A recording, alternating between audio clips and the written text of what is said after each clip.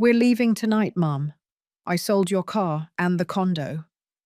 But what she didn't know was the words hit me like a physical blow.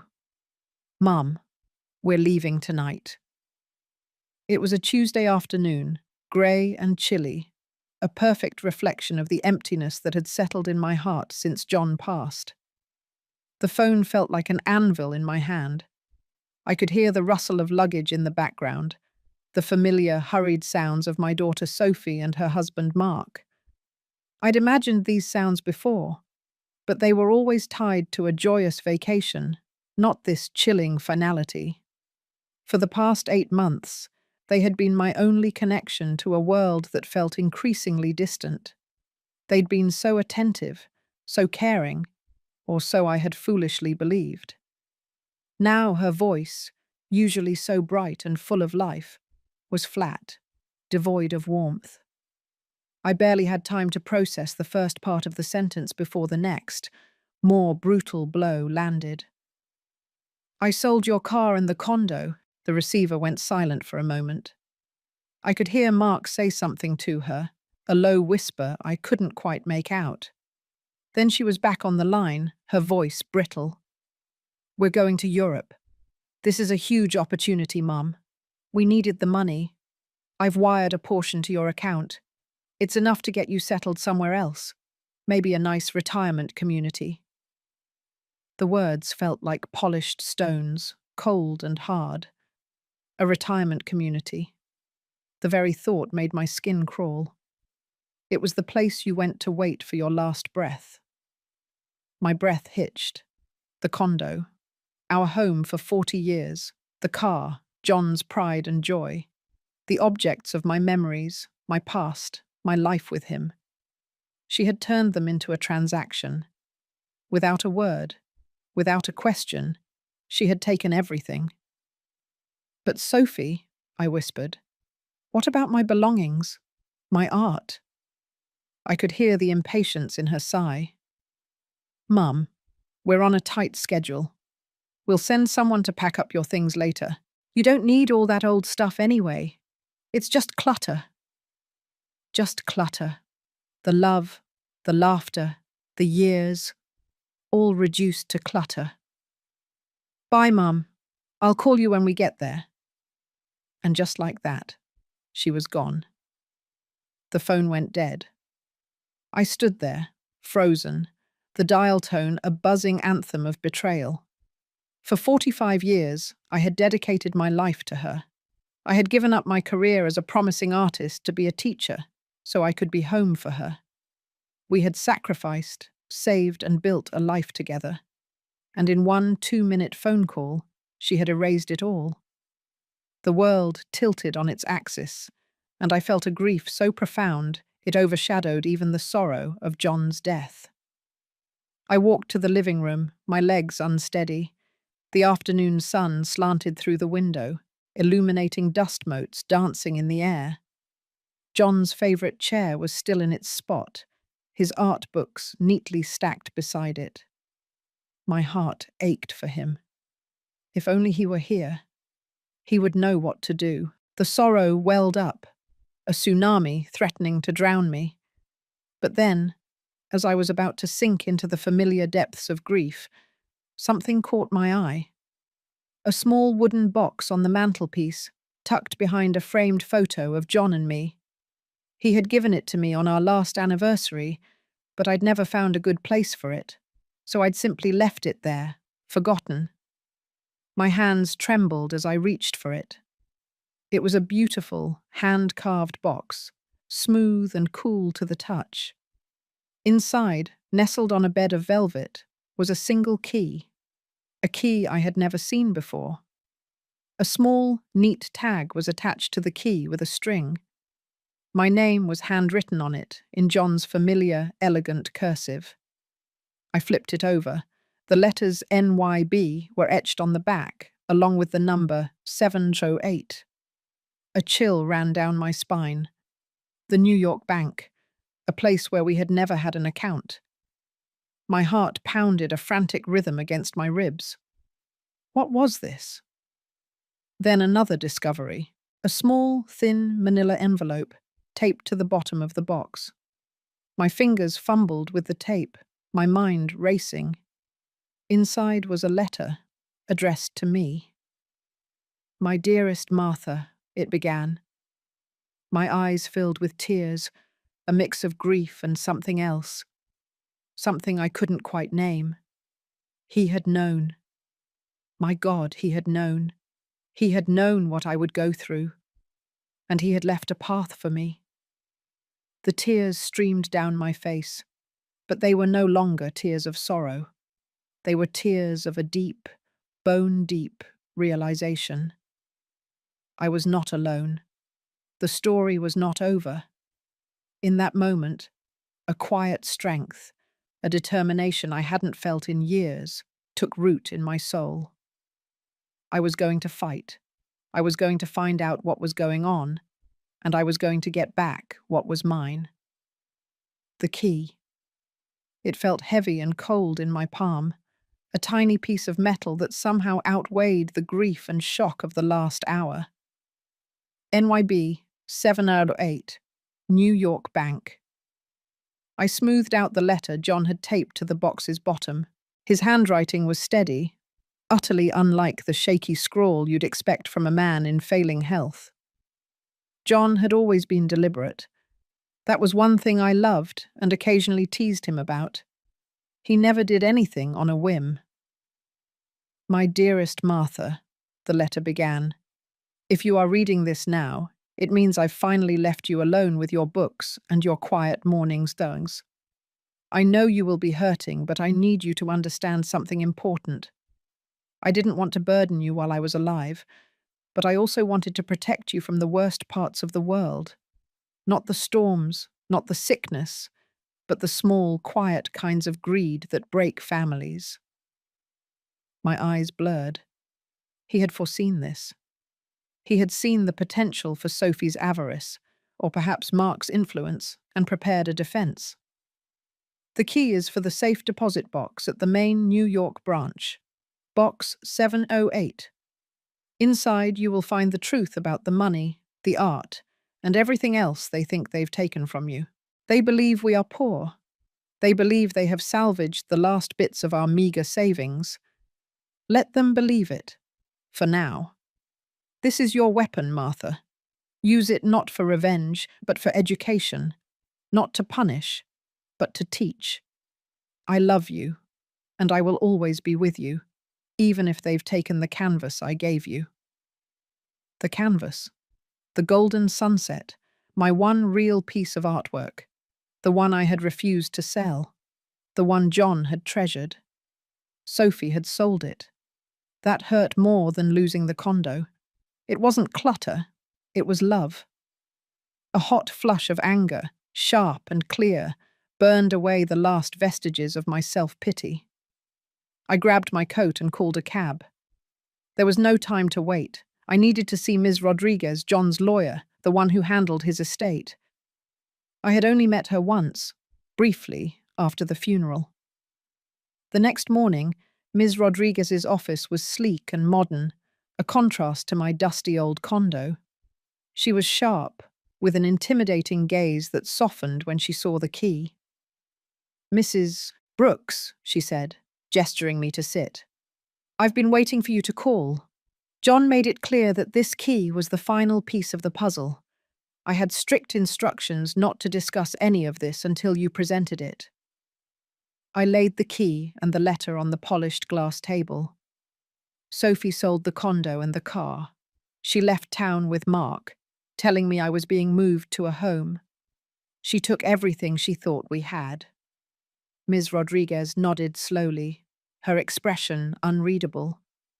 "I see. Well, let me bring you up to speed, Mrs. Brooks. Mr. Brooks was not just a high school art teacher." She pulled up a file on her screen. "For the last 25 years, John used his quiet time not just to teach, but to curate." "Curate what?" I asked, leaning forward. "He invested every spare penny, every bonus, and every inheritance he received in fine art before the market exploded. He focused on emerging American masters and European post-impressionists. He bought low and held on. I stared at her, dumbfounded. John was an art teacher. He wasn't a collector. We lived modestly. We drove old cars. The contents of that safe deposit box are the legal titles, the appraisals, and the deeds. Mrs. Brooks, your husband's private collection is conservatively valued at $10 million. The number hung in the air, vast and unreal. $10 million. I felt a slight wave of nausea. But that's not all, Ms. Rodriguez continued, leaning in conspiratorially. The collection needed a safe haven, a place to be stored and maintained without attracting attention. So John purchased a property in Napa Valley, California. Not a condo, Mrs. Brooks. A vineyard. A working vineyard, which he ran through an investment firm, completely anonymously. The vineyard property alone is worth an additional $4.5 million. I gripped the arms of the chair. My condo was gone. My car was gone. But I was sitting here, listening to a lawyer tell me I was the sole heiress to a fortune that included a vineyard in California. It was the twist extreme I never could have imagined. John had not just saved us, he had elevated us to a level of wealth I never dreamed of, all while driving a 20-year-old sedan and teaching teenagers how to sketch still life. So Sophie, she truly believes she has impoverished me. Absolutely, Ms. Rodriguez confirmed. She believes she has taken your last assets to fuel her business venture. And I'm afraid she's in a worse position than she thinks. We need to discuss the state of her own finances. Ms. Rodriguez opened another file. The paper she slid across the table was a bank statement. The bold letters at the top screamed past due. Sophie and Mark are not successful entrepreneurs, Mrs. Brooks. They are deep in debt. My heart, which had just soared, sank a little. How deep? Based on this preliminary report, Ms. Rodriguez stated, her voice grave, they currently owe over $750,000 to various creditors. And that's not including the fact that Mark appears to have falsified Sophie's signature on several loan documents. The anger returned, cold and hard. This wasn't just theft. It was betrayal and fraud. Sophie hadn't just tried to secure her future. She had been running away from a disaster she and Mark had created. I looked back at the key, then at the letter. Use it not for revenge, but for education. Ms. Rodriguez, I said, my voice steady, the teacher in me re-emerging. We need to retrieve my condo and my car immediately, but I want to do it quietly. I want Sophie and Mark to hit rock bottom. I want them to learn, truly learn, the price of their choices. You're planning to let them fail? No, I corrected, a slight smile forming on my lips. I'm planning to let them experience the consequences of their own actions. We'll start by buying back the condo. And then, we wait. And the New York Bank safe deposit box was the key to more than just John's fortune. It was the key to my freedom. Miss Rodriguez and I took the earliest train to Manhattan, the entire trip a blur of financial jargon and shocking revelations. By the time we walked into the sleek marble lobby of the bank, I wasn't Martha Brooks, the recently betrayed art teacher. I was the silent owner of a multi-million-dollar estate, and I felt a cold, focused clarity I hadn't known since my 20s. Inside Box 708, the reality of John's genius hit me in a wave. It wasn't just bank statements and stock certificates. There were deeds, insurance policies, and most importantly, a detailed, handwritten inventory of his art collection. He hadn't just collected, he had documented. Every appraisal, every date of acquisition, every carefully masked transaction was recorded in John's meticulous hand. The key to the collection is provenance, Mrs. Brooks, Ms. Rodriguez murmured, flipping through the appraisals. John's records are flawless. This makes everything airtight. We can liquidate any piece at any time, but I suggest we use the art as collateral, not as cash. The total valuation confirmed her earlier estimate, $10 million in art alone. I was looking at wealth that Sophie couldn't even fathom. The thought of my daughter trying to sell my beat-up old Honda for a few $1,000s, while I held the deed to a vineyard worth $4.5 million, was grimly satisfying. Then, we got to the difficult part.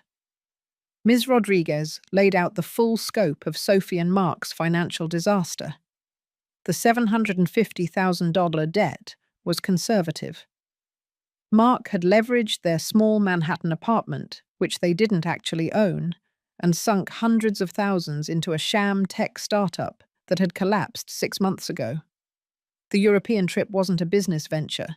It was a panicked attempt to flee the country and avoid bankruptcy and potential lawsuits.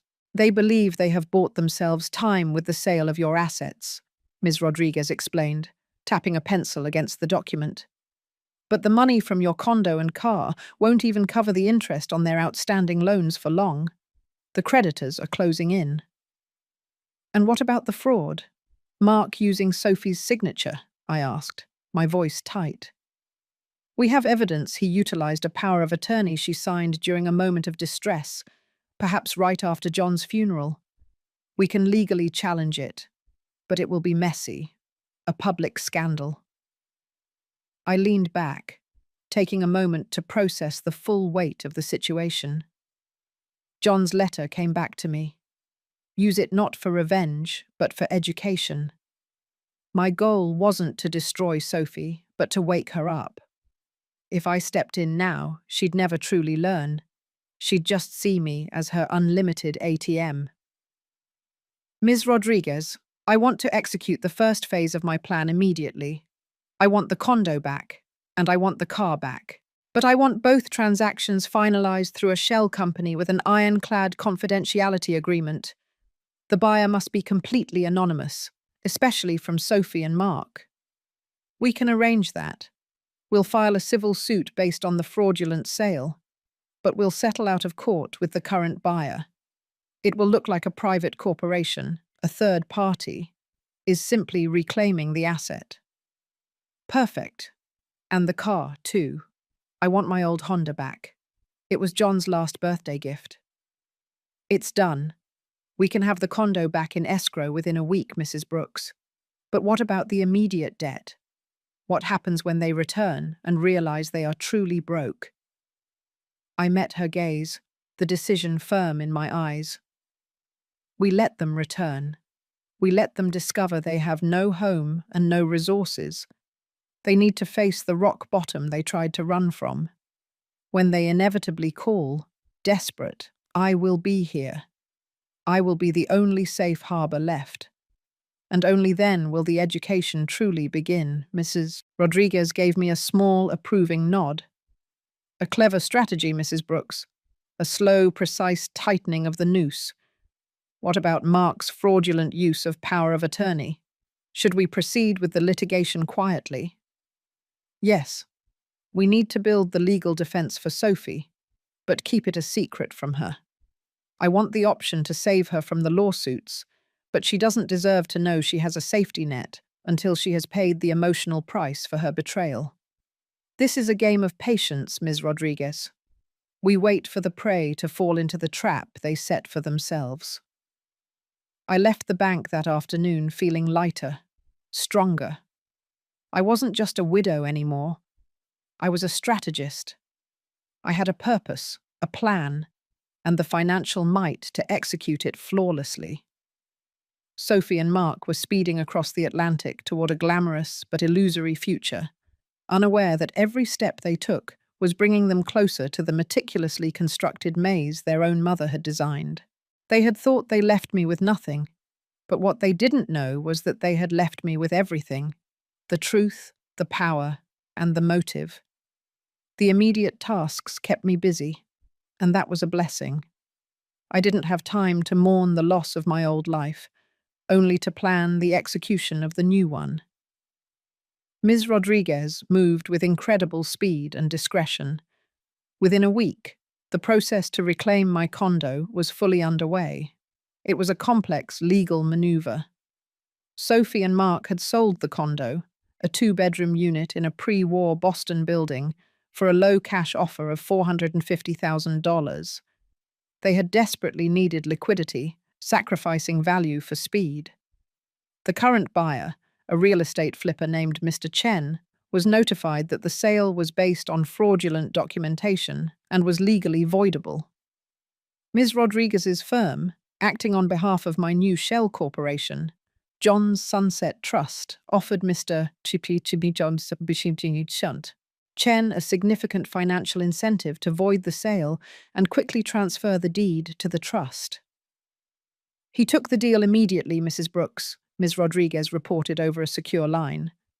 He made a quick profit and avoids months of litigation. The condo is legally yours again. We are listed as the owner under the trust's name. No paper trail leads back to Martha Brooks.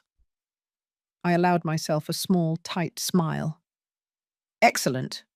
Now the car. The car was simpler. A 1998 Honda Accord. It was sold to a local mechanic for $3,000. Buy it back, Ms. Rodriguez. Whatever the cost. It was the last thing John gave me. She bought it back for $5,000, paying a small premium for the mechanic's inconvenience. Within 10 days of Sophie's shocking phone call, the two most tangible things she had stolen, my home and my means of transport, were back in my possession. But Sophie didn't know that. She was still under the impression that she had left me destitute and homeless. With the legal foundation secured, my focus shifted to the larger picture. The $10 million art collection and the $4.5 million Napa Valley vineyard. Ms. Rodriguez arranged for a small, secure warehouse space in a quiet industrial area outside Boston, where John's collection could be moved from the bank vault. I spent an afternoon there with a trusted curator, going through the pieces. It was a staggering display. Canvases from American regionalists, early pieces by abstract expressionists, and European landscapes that pulsed with light. John had an eye that was truly transcendent. He hadn't just bought art, he had collected forgotten masterpieces. My heart swelled with a fresh wave of pride and sadness. This was his love letter to me, hidden in plain sight. The vineyard, I decided, needed a different touch.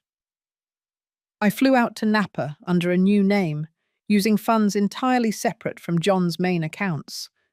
The vineyard was stunning. It wasn't a sprawling tourist destination. It was a boutique, highly profitable operation managed by a meticulous, long-time vintner named Thomas.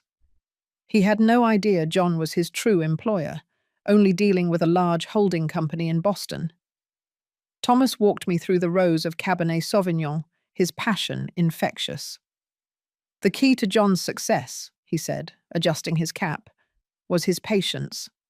He never rushed a vintage. He never sold early. He just let the soil and the climate do their work. Patience. It was a word that resonated deeply. It was the core of my plan, too.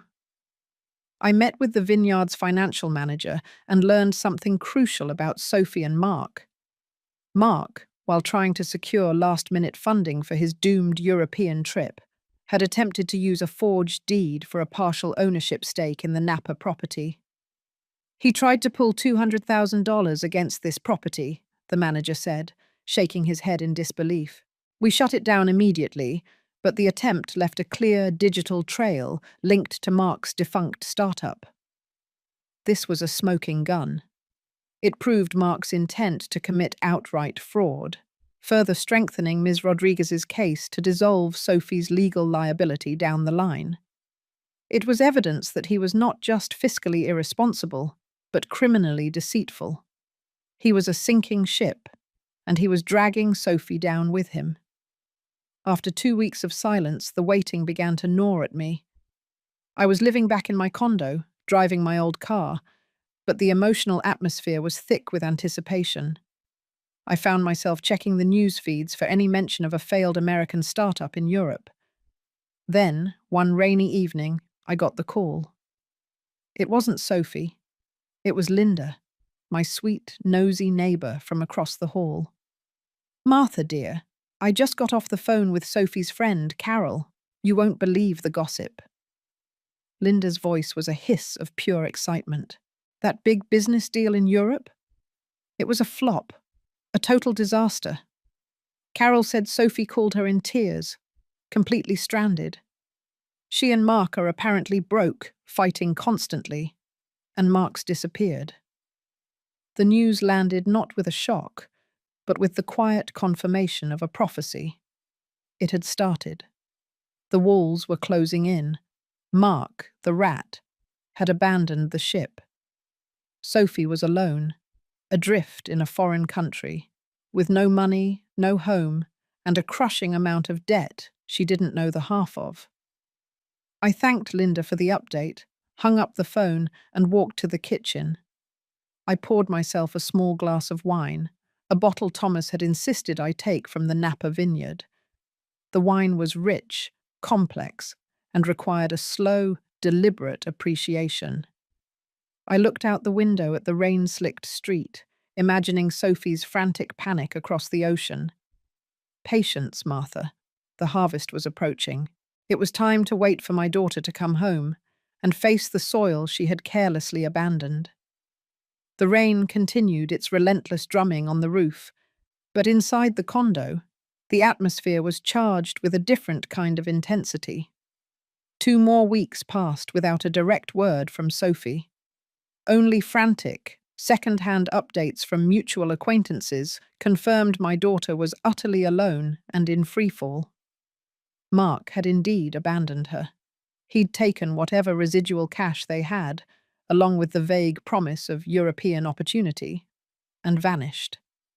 The digital trail Ms. Rodriguez tracked indicated he was somewhere in the south of France, desperately trying to secure residency through some dubious means. Sophie was stuck in Paris, alone, with a rapidly expiring tourist visa and creditors in the States who were now making serious noise. My days settled into a strange routine.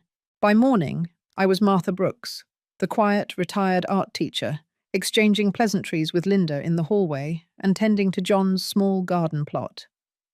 By afternoon, I was the head of the John's Sunset Trust, a financial entity that could quietly change the fortunes of half of Boston. I continued my subtle investigation. The most painful discovery was the status of my painting, The Golden Sunset. Ms. Rodriguez located it at a small, reputable gallery in Chelsea, New York. Sophie hadn't simply sold it. She had unloaded it quickly to a dealer who knew its true value was far higher than the paltry sum she accepted. The act wasn't just materialistic. It was vandalism of a memory. I instructed Ms. Rodriguez to negotiate its immediate repurchase. It wasn't about the money. It was about reclaiming the symbol of my love for John, the only piece of art I had ever created specifically for him. One morning, the doorbell rang, a frantic, repeated jab. I peered through the peephole and felt a jolt. It was Sophie, but barely recognizable. She was haggard, thin, and pale. Her expensive clothes, the tailored coat, the designer boots, looked rumpled, slept in, and worn down by travel and stress. Her eyes, usually sparkling with ambition, were hollow and red-rimmed. She was dragging a single battered suitcase. I opened the door, adopting the look of a worried but resigned mother. The performance began immediately. "Sophie," I exclaimed, my voice pitched with genuine shock. "What are you doing here? Where is Mark? I thought you were in Europe." Sophie collapsed against the doorframe, tears welling up instantly. "Mom, please, let me in. I have nowhere else to go. Everything is gone." I stepped aside, letting her stumble into the small foyer. The sight of her, the raw, unfiltered desperation, was difficult to watch. My mother's instinct screamed at me to hug her, to reassure her, to pull the plug on this painful lesson. But John's words held me steady. Use it for education. Gone, dear. What's gone? I asked, guiding her to the kitchen table. Everything, she choked out, wiping her face with the back of a dirty hand. The venture failed. Mark left me in Paris. He took the last of the cash and he was cheating on me. I had to beg a friend for a ticket home. She looked around the room, her eyes widening slightly. Mum, why does the apartment look the same? Did you move your things out? Move out, I said, feigning confusion. Where would I go, Sophie? The money you sent me only covers a few months of a very modest rental. I've been spending it sparingly, but I had a stroke of luck.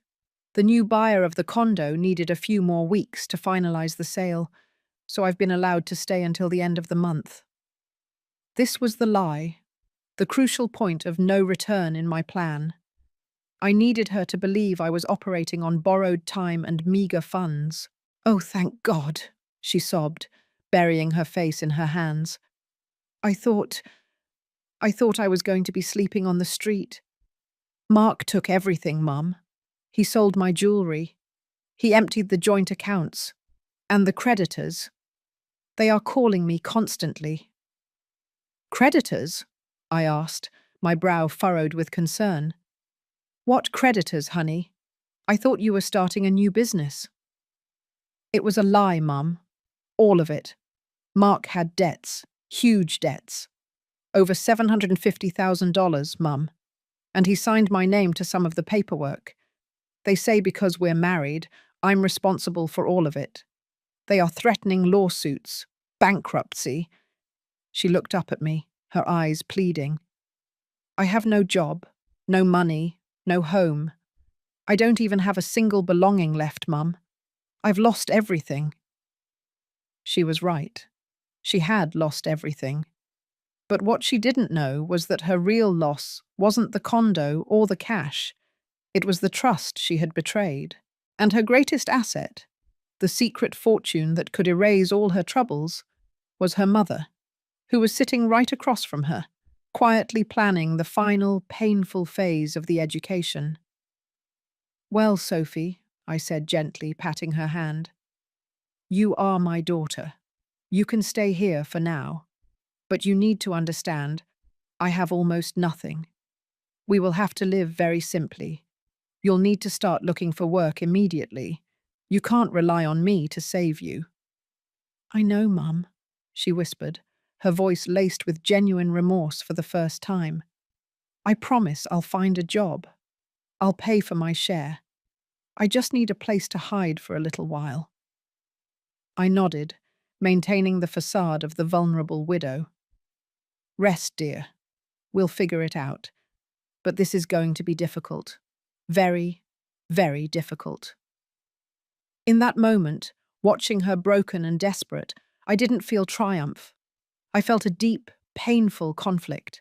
My heart ached for my child, but my strategic mind reminded me, the redemption cannot be purchased, it must be earned.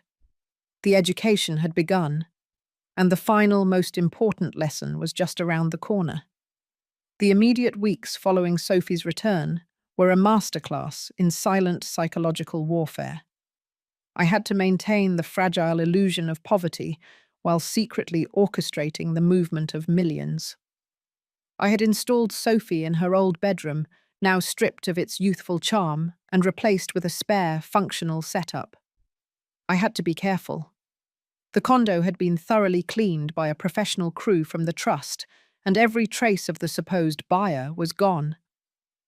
I told Sophie I had spent days cleaning and purging my own things for the final move-out. Sophie was a wreck. She spent her days calling creditors, only to be met with cold, legal deadlines. She had no job, no immediate prospects, and the constant fear of being sued or even arrested. A genuine, bone-deep fear. This was the rock bottom John had prescribed, and it was painful to watch, but essential for the cure. One day I received the official confirmation from Ms. Rodriguez. The golden sunset painting was mine again. The gallery was reluctant to sell, Mrs. Brooks, Ms. Rodriguez informed me. They knew the painting's value had appreciated since the initial sale. We paid $65,000 for it, but the curator estimates it's worth twice that now. It's been delivered to the secure warehouse with the rest of the collection. Sophie had sold the one true piece of my heart for a quick, shameful fraction of its value. The repurchase felt like a symbolic restoration of dignity. My days were now split between two identities. In the mornings, I was the frugal, worried mother. I took Sophie to the local food pantry for groceries, explaining that my meager savings were almost exhausted. Sophie, deeply ashamed, initially refused to go, but necessity quickly broke her pride. "Mum, I saw Mrs. Peterson from book club there," she whispered one morning, mortified. "Yes, dear," I replied simply, loading cans of soup into the basket. "Trouble doesn't discriminate. We are all neighbours here." This interaction was crucial. It forced Sophie to face a reality where her privileged social status meant nothing. She was just another person in need. In the afternoons, I transformed. I would tell Sophie I was going to the library for research on affordable retirement living. Instead, I drove the recovered Honda, which Sophie believed I was borrowing from a friend, to Ms. Rodriguez's office. We focused on building Sophie's legal defense. Ms. Rodriguez used the evidence from the attempted Napa fraud to establish a clear pattern of criminal deception by Mark. "We have enough, Mrs. Brooks," the lawyer confirmed. "We can prove Mark acted unilaterally, forging documents and utilizing power of attorney outside of its scope, solely to defraud creditors and abandon his spouse. Sophie can be legally exonerated from all of Mark's corporate debt, including the largest loans, totaling over $600,000. "But she doesn't know yet," I insisted. "We file the preliminary motions, but no one, especially Sophie, can know she has a safety net. Not yet." I needed her to try to save herself, and she did. Driven by fear, Sophie started looking for work. But with an erratic employment history and the spectre of massive debt hanging over her head, which was visible on her credit reports, she was instantly rejected by every corporate job. The constant rejections crushed her spirit. One evening, she came home smelling of disinfectant and sweat. "I found something," she said, exhaustion etched onto her face. "A friend of an acquaintance. It's part-time, cleaning offices downtown. Night shifts only." I kept my expression neutral.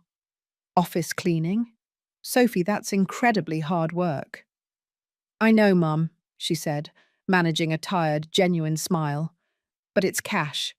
$15 an hour. It's better than nothing. And they didn't run a background check." My heart squeezed. My daughter, who had once spent hundreds of dollars on a single pair of shoes, was now valuing a $15 per hour night job. It was progress. "You need to pay me rent, Sophie," I said, hardening my tone slightly, maintaining the facade of financial stress.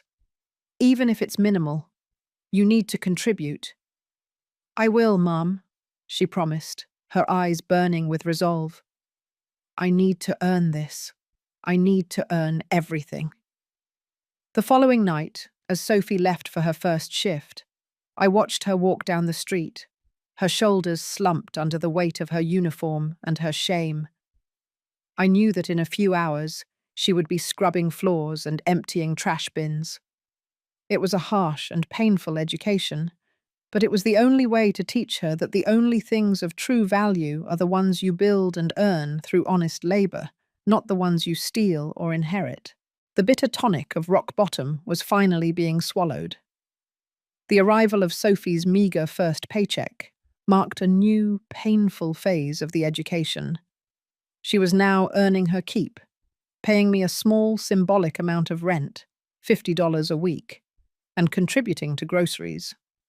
The money was insignificant to me, but to her, it was a lifeline, a badge of dignity hard-won through long nights of scrubbing floors.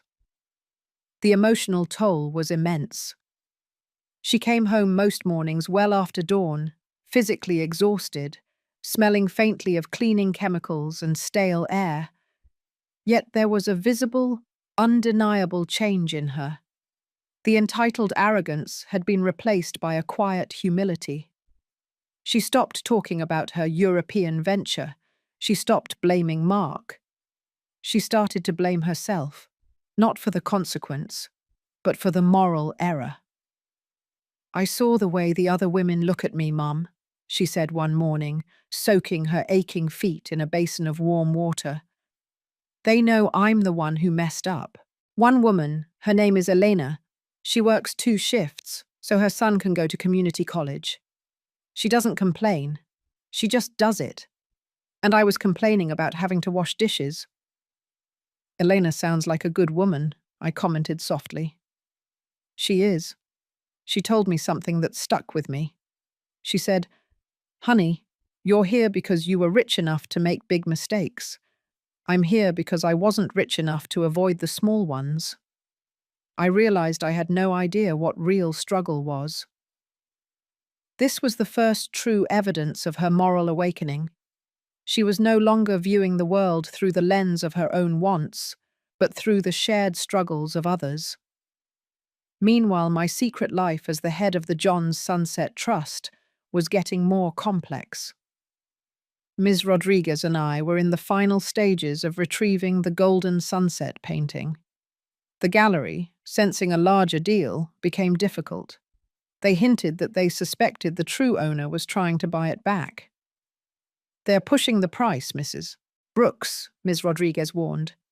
"They know the provenance is connected to John Brooks, and they sense desperation. They're demanding $95,000 now." "Pay it," I instructed without hesitation. "It is not a negotiation. It is a necessary acquisition. Get the painting and secure it." The painting was transferred that same week. I went to the secure warehouse alone.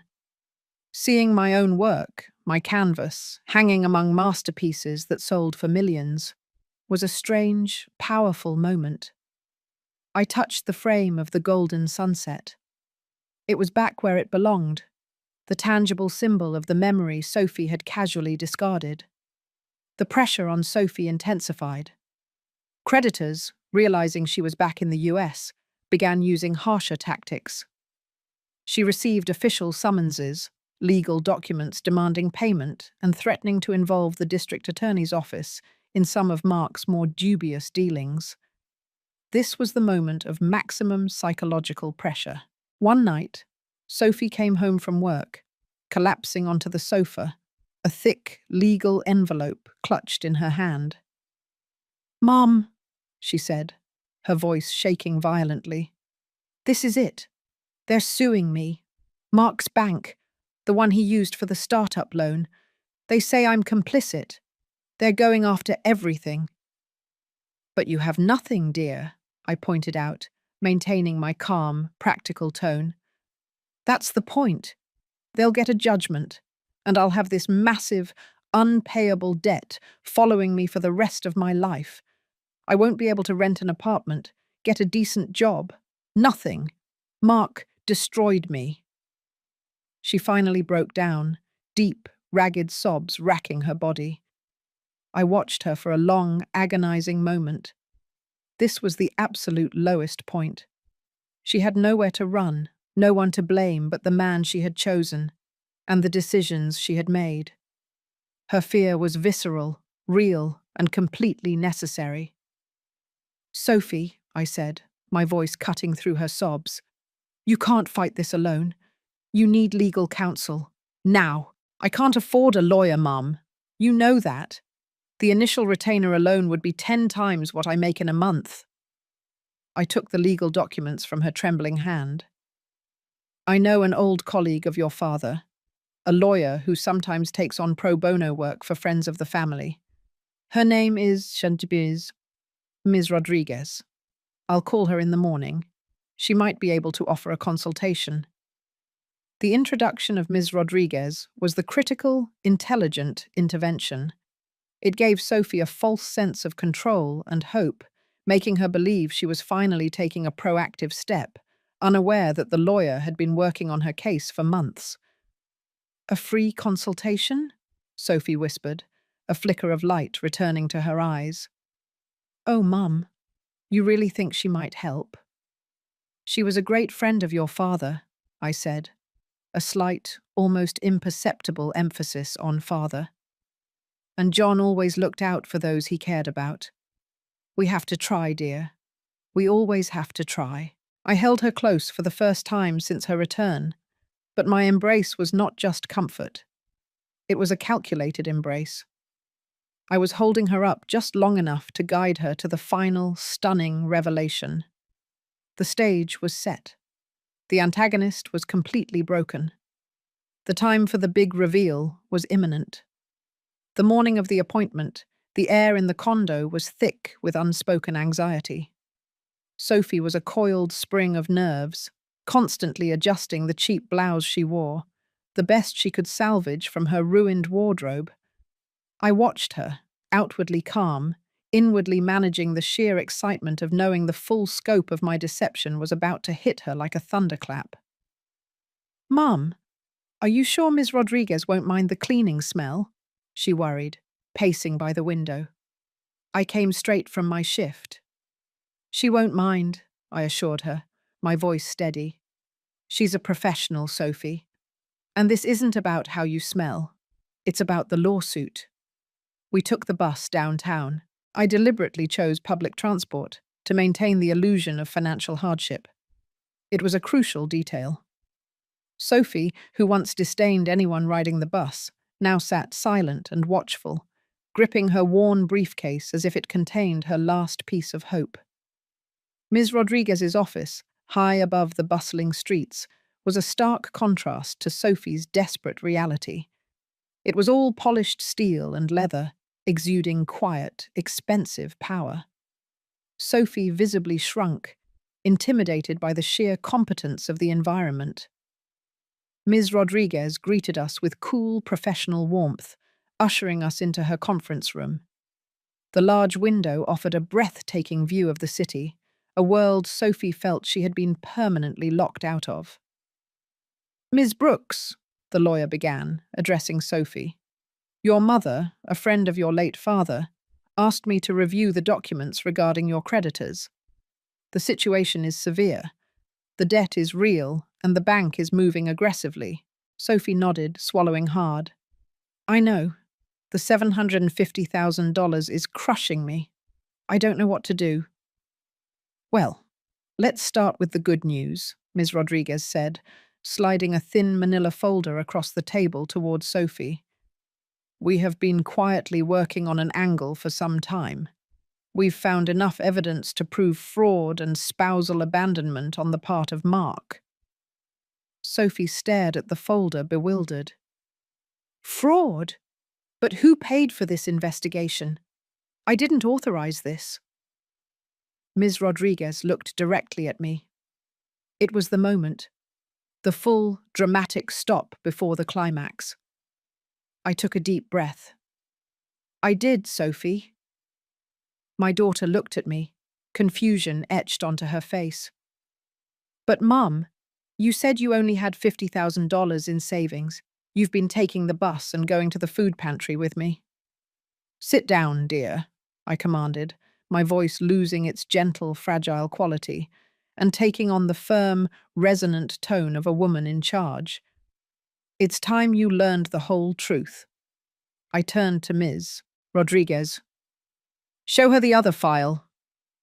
The lawyer slid a thick, imposing file across the table. It was heavy, weighted with the truth. Sophie opened it slowly. Her eyes scanned the first document, the deed to the Napa Valley vineyard, listed under the John's Sunset Trust. Her confusion deepened. "This is a vineyard? In Napa? What is this?" "Keep reading," I instructed. The next few minutes were a silent, visceral watch party of her slow-motion collapse.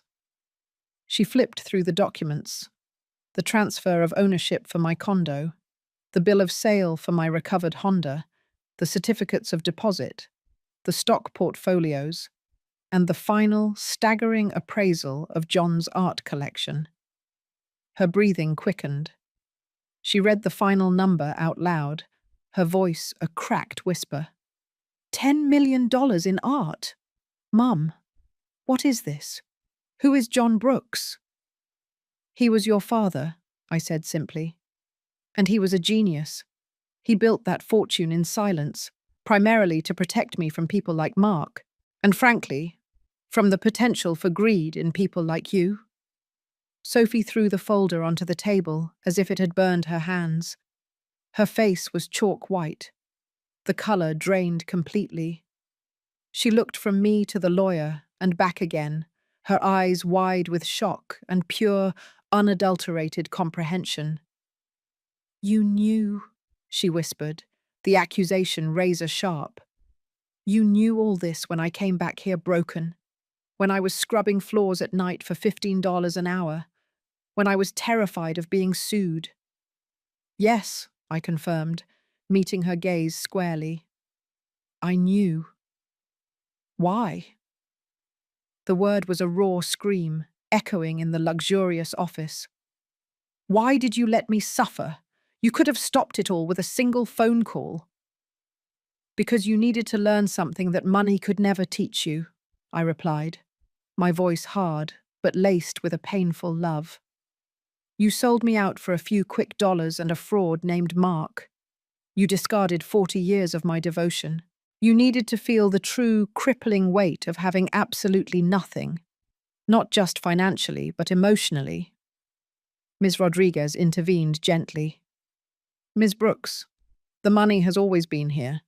Your mother used the resources of the trust to ensure that legally you are cleared of Mark's debt. We have filed the motions. The lawsuit against you is effectively nullified. You are debt-free. Sophie didn't register the relief. She was still fixated on the betrayal. You watched me go to the food pantry, knowing you owned a vineyard in Napa. Yes, I admitted. And in that pantry, you learned more about human dignity than you ever did living in New York. You found Eleanor, the cleaning woman, who taught you the value of honest labor. I didn't save you by giving you cash, Sophie. I saved you by allowing you to finally save yourself. The shock gave way to devastating sorrow. Sophie buried her face in her hands, her despair complete. She was debt-free, a multimillionaire's daughter, but she had never felt poorer. The revelation had achieved its goal. It had crushed her arrogance and broken her heart, paving the way for the painful, necessary process of true redemption. The game was over. The education had reached its zenith. The luxurious conference room was now a cage, and Sophie, moments ago a desperate runaway, was now trapped not by debt, but by the painful realization of her mother's strength and her own profound moral failure. She couldn't stop crying, but these weren't the tears of self-pity she'd shed over the past month. These were gut-wrenching sobs of true devastation and remorse. She wiped her eyes furiously with the back of her hands, leaving streaks of mascara on her pale cheeks. You let me clean toilets, she choked out, her voice raw.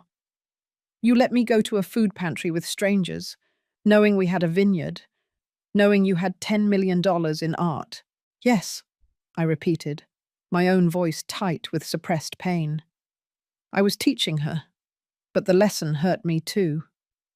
I let you clean toilets because that job, that simple, honest labor, gave you back your dignity. You didn't steal that money, Sophie. You earned it. You bought your own bread with your own sweat. She pushed away from the table, walking toward the enormous window overlooking the city. Her back was to me, her shoulders shaking. I sold your car. I sold your home. I betrayed your trust and your love. And you. You were buying back the condo and saving me from Mark's crimes. I forgave the theft, Sophie, I said softly. The money is just numbers, and the condo is just wood and plaster. What I couldn't forgive was the betrayal of family, the choice you made to discard me when I was most vulnerable. She turned back, her face streaked with tears, completely stripped of any artifice. I was horrible, Mum. I was entitled and greedy, and I let Mark convince me you were just a burden. Mark was a thief, but you were the one who made the choice to open the door for him. Now look at the file on the table, Sophie. Ms. Rodriguez is guaranteeing you are legally debt-free from Mark's mistakes. That is my unconditional love for my daughter. But you are not free from the moral debt you owe yourself. That you have to pay back with action. Ms. Rodriguez cleared her throat, sensing the emotional climax. Mrs. Brooks, I have arranged for Mr. Chen to transfer the full legal ownership of the condo to you personally, Mrs. Brooks. The John's Sunset Trust has served its purpose. I nodded. Thank you, Ms. Rodriguez. Now, Sophie, I want you to look at the last document in that file. Hesitantly, Sophie picked up the file again. The last page was a beautiful, full-color photograph. It was the golden sunset. My painting. My art, she whispered, her eyes widening. You got it back? Yes, I confirmed. I paid a high price for it. It is now safely stored with the rest of your father's collection. It was the one thing you took that was truly unforgivable, because it was a piece of my heart. It was a memory, not an asset. Sophie dropped the photo. She finally understood the scope of her mother's genius and sacrifice. Mum, she said, her voice barely audible. I don't know what to say. I'm sorry doesn't cover it.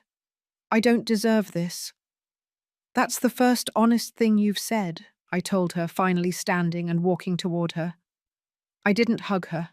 Not yet. I just looked into her broken, repentant eyes. You don't deserve the money, Sophie, but you deserve a second chance, and your father left you one. I handed her the key to the safe deposit box, the one she had ignored. This key unlocks your financial future, but it also unlocks the rest of your life. The money is there. You can walk out of this office today, buy a new life, and forget this ever happened. But if you do that, the lesson will be lost, and you will simply become a new version of the greedy woman you were. I won't, she swore, gripping the key tightly. I can't go back to who I was. The guilt, the shame, it's too much. Then you have a choice, I stated, laying out the final terms of her education. Your father owned a working vineyard in Napa Valley.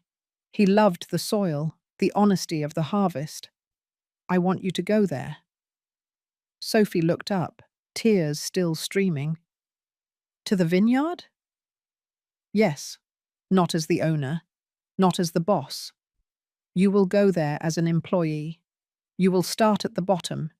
You will work with the soil. You will work with your hands.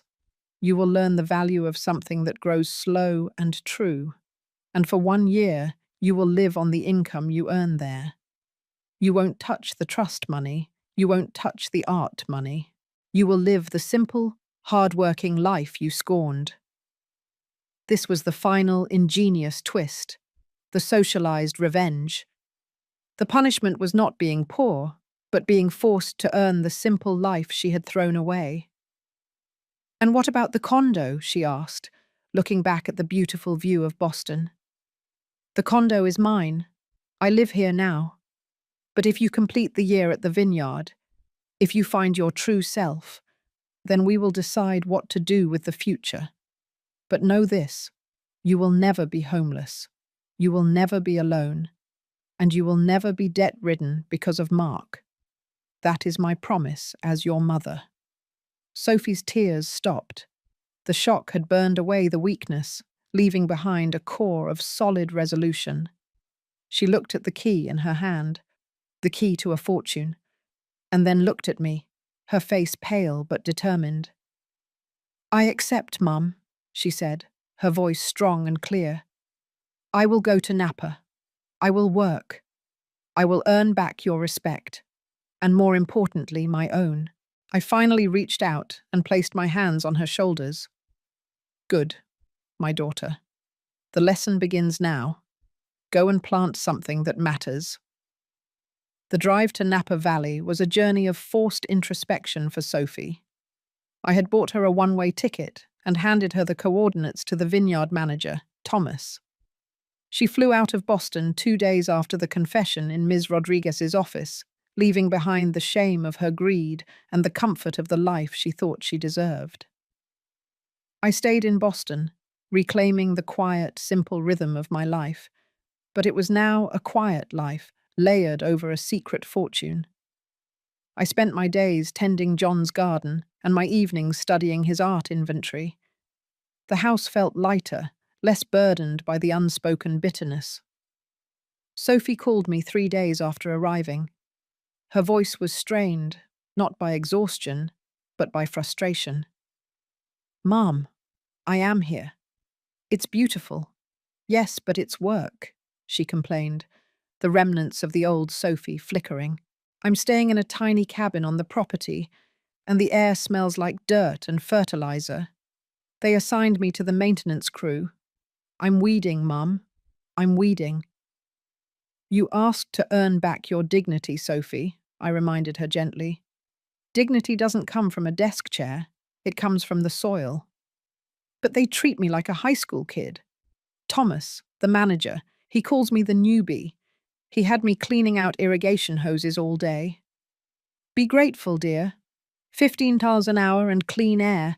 It's a vast improvement over scrubbing other people's toilets for a similar wage." That comparison hit home, as it was intended to. She fell silent, then sighed heavily. "You're right. I'll call you later." Over the next few months, the calls changed dramatically. Initially, they were reports of misery, sore muscles, rough hands, and the indignity of having a low social standing. But then, subtle shifts began. "We had a heat wave today. Thomas taught me how to check the soil moisture levels using a simple probe. It's actually fascinating. It's like science. I learned how to prune the secondary shoots. If you prune too early, you lose flavor. If you prune too late, you lose yield. It's all about timing, Mum. Patience." The word patience resonated with me, mirroring John's core philosophy and the core of my own strategy. Sophie was finally embracing the wisdom of slow, honest growth. She wasn't just working, she was learning the rhythm of the land and the truth of value. I too was embracing change. I began to organize John's art collection for viewing. I decided to host a small, discreet showing at the warehouse, inviting only a few close friends and former colleagues. I couldn't keep this spectacular secret locked away forever. The showing was my socialized revenge phase 2. I wasn't just revealing my wealth. I was showcasing John's legacy and my own regained position. Linda, my gossipy neighbor, was invited, and she was speechless when she saw my apartment furniture set up next to a $2 million Rothko. "Martha," Linda gasped, clutching my arm. This is madness. You told me you were moving out. You were going to a home." "I was telling the truth, Linda," I replied, accepting a flute of champagne from a server. "The truth was just a little more complicated than I let on. John had a secret life, and now I'm the custodian of it." The gossip from that night spread like wildfire, reaching the social circles Sophie and Mark had once desperately clung to. Suddenly, Martha Brooks, the poor widow, was a fascinating subject of quiet admiration. I received calls from former friends who had ignored me after John's death, now eager to connect with the art matriarch. This quiet, powerful validation felt good, but my focus remained on Sophie. One day, Thomas, the vineyard manager, called me directly. "Mrs. Brooks, I know Sophie is your daughter. She told me the whole raw story. The debt, the betrayal, everything. She didn't have to, but she did. She's honest to a fault now." I held my breath. "And how is she doing, Thomas? Truly?" "She's the best worker I have," he said, a genuine warmth in his voice. "She works longer hours than anyone, never complains, and she has an instinct for the vines. She's found a real kinship with the soil. She's happy, Martha. She's found herself here." Thomas's words were the greatest relief I had experienced since John's death. The education had been successful. Sophie called later that day, not to complain, but to share a small triumph. "Mum, the other workers voted for me to manage the new block of Pinot Noir," she announced, excitement bubbling in her voice. "It's a huge responsibility. It's a difficult grape to grow, but I think I can handle it.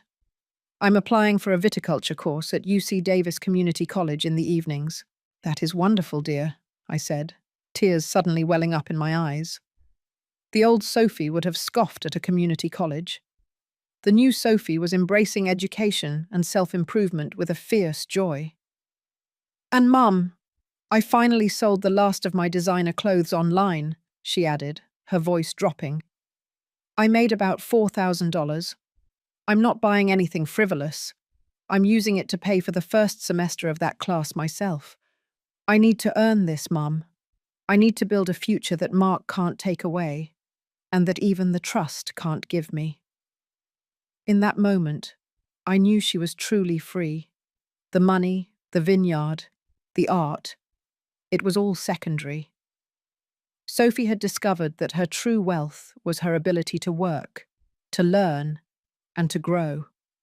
The harsh lesson had yielded the sweetest fruit. The redemption was complete. It had been exactly 1 year since the revelation in Ms. Rodriguez's office. 1 year since Sophie left her desperation in Boston and traded her Gucci heels for work boots in Napa. I flew out to the vineyard that weekend, timing my arrival for the end of the harvest, or vendange, as Thomas insisted on calling it. I hadn't told Sophie I was coming. I wanted the reunion to be simple, unfiltered. The Napa sun was brilliant, the air crisp and fragrant with fermenting grapes. I drove the recovered Honda, which I'd had shipped out, up the winding dirt road toward the main farmhouse. Everything about the vineyard felt honest and real. The land spoke of John's patience and foresight. I found Sophie in the sorting barn. She was covered head to toe in purple grape dust and sweat, laughing with the other workers as they inspected the clusters before crushing. She wasn't wearing any makeup. Her hands were calloused and stained, and she was radiant. I leaned against a dusty barrel and watched her. She was a woman utterly transformed. She had lost the nervous tension that once defined her and gained a solid, earthy confidence. "Hey, newbie," Thomas called out, clapping her on the shoulder. "Go get some rest. We're done for the season. You earned it." Sophie pulled off her work gloves, tossing them into a bin.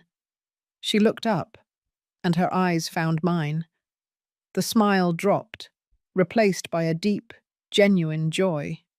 She didn't gasp or cry. She simply walked toward me, her gait strong and purposeful. "Mum," she said, her voice husky from hours of shouting over the machinery. "You're finally here." I stepped forward, and this time the embrace was everything I had yearned for. It wasn't the desperate, needy clutch of a month ago. It was the strong, equal hug of two women who respected each other. "You look," I started, pausing to find the right word. "Like a farmer," she finished, laughing. "I love it. I smell like yeast and dirt, and I haven't looked in a mirror in days." We spent the evening talking on the porch of her small cabin. She told me about her classes at UC Davis, her plans to eventually take over the blending process, and the quiet satisfaction of watching something you planted actually grow. I still can't believe all of this is ours, Mum, she said, gesturing toward the rolling hills of the vineyard. That Dad did all this, just in case. He knew you had a good heart, Sophie. It just needed some harsh pruning. You did the pruning, Mum, she corrected, giving me a knowing look. And you weren't gentle, but you were right. I realized when I was scrubbing floors that the most valuable thing I owned wasn't the condo. It was the key to this cabin and the feeling that I earned the blisters on my hands. So what happens now? I asked. The year is up. You are legally free from debt, and you are financially secure. Sophie took a deep breath. I've made a decision. I want to stay here. I want to finish school and run this vineyard. It's beautiful, honest work. But I also want to use the rest of the fortune for something more. Something that honors Dad's quiet strength and your painful lesson. This was the final beautiful twist, the humanistic healing. I want to sell the golden sunset, she announced. My breath caught. Sophie, that painting is worth nearly $100,000. It's the one piece I bought back for myself. I know, Mum, but I want to sell it and use the proceeds to start a fund. A small, self-sustaining fund for women who are abandoned by financially abusive partners, just like Mark abandoned me. They need a bridge to independence, not a handout. They need the tools to grow their own vines. My eyes welled up, not with sorrow or anger, but with an overwhelming sense of pride. She wasn't asking for money for herself. She was giving away the symbol of her family's wealth to empower others. That, I said, my voice thick with emotion, is the most beautiful idea I've ever heard. Your father would be so proud. We spent the next day meeting with Thomas and Ms. Rodriguez, who had flown in to finalize the transfer of the vineyard's operational control to Sophie. It was clear Thomas respected her not as the owner's daughter, but as a dedicated farmer. During the meeting, Ms. Rodriguez mentioned Mark. Mark was finally deported from France a few months ago. He's back in the US and is facing several civil suits, but since you are legally separated from the debt, you won't hear from him again. Sophie merely shrugged. I don't hate him, Mum. He was the catalyst. If he hadn't betrayed me, I'd still be in that condo, complaining about the high price of lattes. He gave me the gift of rock bottom. Before I left, Sophie walked me to the Honda. She reached into her pocket and pulled out a small, worn piece of paper. This is the first thing I ever bought with my own money, she said, handing me the receipt. It's a small packet of heirloom Pinot Noir seeds. I bought them the first week I was here. What are you going to do with them? I'm planting them on the ridge tomorrow. They're difficult to grow, but I'm going to use them to start my own block, my own legacy. And when they're ready, I'm naming the first bottle after you, Mum. Martha's Reserve. It'll be a little sharp at first, but it will age into something wise and complex. I hugged her again, feeling the honest strength of her hands. I'll look forward to the first vintage, dear. I drove away from the vineyard, leaving behind a woman who had finally found her true calling. I hadn't just saved her from debt, I had saved her from herself. I was still the custodian of John's fortune, but the true treasure was the relationship I had rebuilt with my daughter, a relationship that was no longer dependent on inherited wealth, but on earned respect, shared work, and unconditional, clear-eyed love. The sun set over the Napa Valley, casting a golden hue over the vines. It was the perfect golden sunset. It has been 2 years since Sophie started her life over in Napa Valley, and my own life felt richer, more vibrant than it had in decades. The simple joy of my condo, which I now legally owned outright, was magnified by the knowledge that I had fought for it, not just for myself, but for the principle of integrity. Sophie's foundation, funded by the sale of the Golden Sunset, had officially launched. It wasn't a grand, corporate entity. It was called the Second Chance Vine, and it provided small, zero-interest loans and legal guidance to women starting over after financial abuse. The foundation's philosophy, which Sophie had written herself, mirrored her own journey. We don't buy the fruit, we fund the roots. The vineyard thrived under her management. She had finished her viticulture course and was now Thomas's trusted partner, responsible for the blending of the new vintages. She had found a true partner in a fellow vintner, a quiet, kind man named David, who respected her calloused hands and her sharp mind. Sophie flew back to Boston this weekend. We had planned a quiet dinner to mark the anniversary of the day she had left. As we sat at the same kitchen table where she had once confessed her utter ruin, the past felt like a distant, necessary dream. "I need to tell you something, Mum," Sophie said, her eyes shining with certainty. "I'm selling the heirloom Pinot Noir I started 2 years ago, the Martha's Reserve block." "The whole block?" I asked, a little surprised. "But that was your baby, your legacy." "It is," she confirmed. "But it's not going to be wine, it's going to be capital. I'm selling the harvest, and I'm using the proceeds to buy back the full ownership of the vineyard property from the trust. I want to buy it from you, Mum, at market value." My heart swelled. She wasn't asking for a gift. She was using her earned wealth, the wealth derived from the effort of her hands and her knowledge, to secure her future. "Why, Sophie?" "Because the trust is Dad's legacy," she explained. "The vineyard should be mine. I want to own the soil that saved me. And the money you get from the sale, Mum, I want you to use it to buy a piece of art that you truly love, that inspires you, not just one that funds a foundation." It was the final, perfect act of reconciliation. She was demanding respect for her self-made worth and giving back to me, not just affection, but a challenge to embrace my own dreams as an artist again. I reached across the table and took her hands, now rough and strong. "You've won, dear," I whispered. "You won your life back." "No, Mum," she corrected, a soft, loving smile spreading across her face. "We both won. You taught me the price of everything, and I taught you the value of yourself."